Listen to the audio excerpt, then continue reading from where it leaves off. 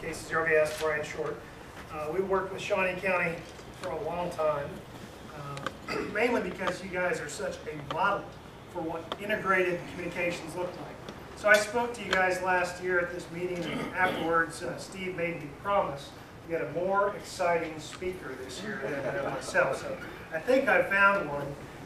It is my honor to introduce a truly remarkable young man.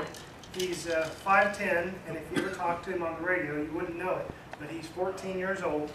He got his license at age 11. He's currently an extra.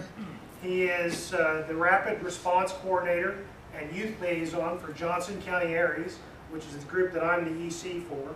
He also serves as the Vice President of Johnson County Radio Amateur Club up in Kansas City. He helped, actually, he was the primary coordinator for the field day that we did together last year and made 500 contacts. Currently working on his Eagle Scout. He's only 3 merit badges shy from that. He is my go-to expert for anything related to digital modes or APRS, and that's saying something, right? So he does love contesting and DXing. He's really got the bug. And because of that, his Morse code speed is up to 31 words per minute, which is not something you'll find in your average 14-year-old. He's an excellent liaison and recruiter of youth. In fact, he's so good, he got his 2 sisters to get their licenses, one of which was his twin, and the other who's the older sister who's at KU.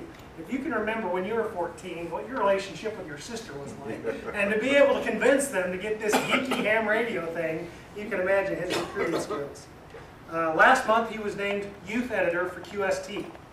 And so without further ado, a young man who gives me hope for the youth of America, as well as our 2009 Field Day scores, KU0DM, Duncan MacLachlan.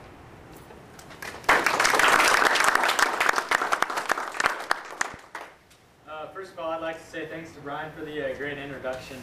He sure is a good salesperson. Thanks for everyone here. Great meal. It's pretty good. So better than what we usually get at the Johnson County meetings.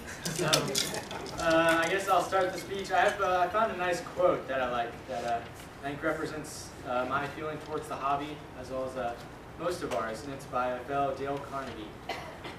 Today is the life, and the only life you're sure of. Make the most of today and get interested in something.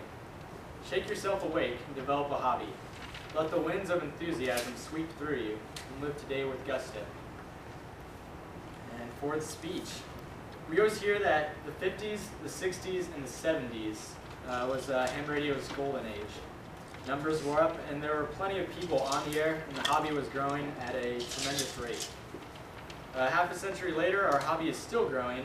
There are still plenty of people on the air and plenty more getting licensed. What could we possibly complain about?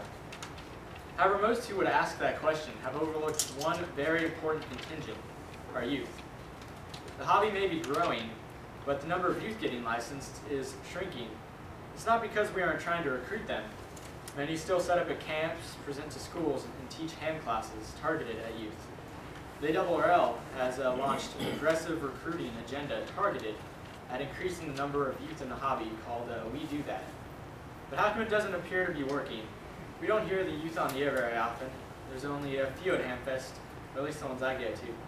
And in general, the number of people, young people in the hobby, seems to be way down. The number of active in the hobby seems to way down from the 50s, 60s, and 70s.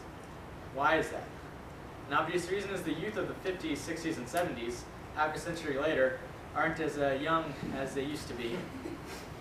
And another possibility for it is that the generations following haven't flocked to amateur radio such as they did.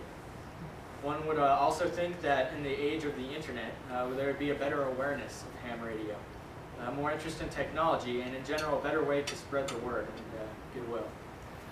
It has somewhat. Online testings, online forums are very user-friendly, very friendly for the newbie. I know QRZ.com, their forums as well as their online testing helped me a great deal when I was working for my license.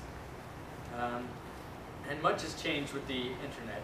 We have many new technologies centered around the internet. We have more efficient means of communications for when you're working on your new sound card mode. And for some reason, you're not able to key the radio with the interface.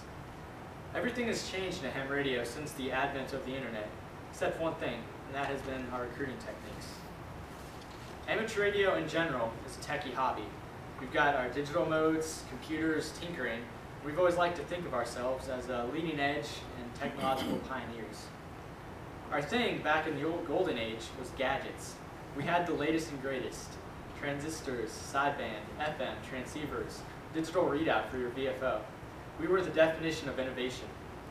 However, in this day and age, we can no longer credit ourselves as being leading edge technologies that affect the youth of America, affect the group that we're trying to recruit. No unlicensed teenager has a use for D-Star. They've got no use for APRS or sound card defined radio.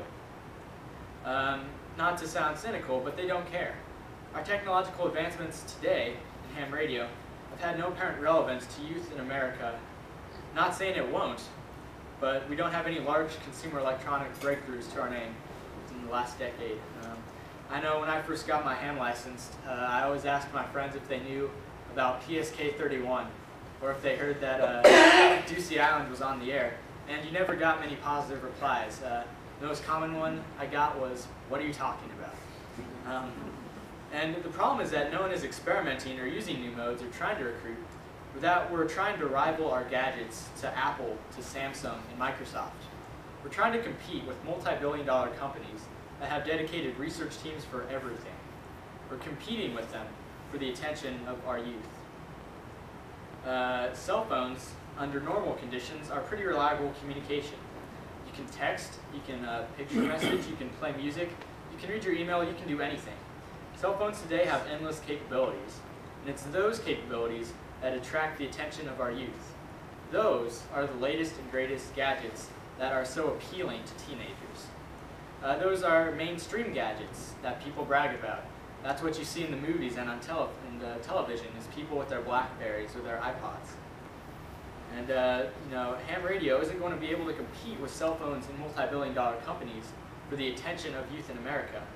We're not going to be able to claim bragging rights, technological bragging rights for them, that the youth will see to help warp their view of ham radio. However, we do have an edge that they don't. And that's the appeal of ham radio. The appeal of ham radio is different to everyone. If you put 10 people in a room and ask, "Why are you interested in ham radio?" you'll probably have 11 different answers. The appeal to many is gadgets and technology. That's a given. But if you go deeper, and it's the enjoyment. We're not ham radio solely because of technology. It's because of the enjoyment we get from ham radio. It's the hobby. It's our hobby. The ham radio community versus the cell phone as a tool. Who here gets enjoyment from their cell phones? Is it this phone, or is it the person on the other end that you're interested in? It's both. However, the novelty of your new phone wears off quickly. Texting takes no effort, and it soon becomes just a part of your life.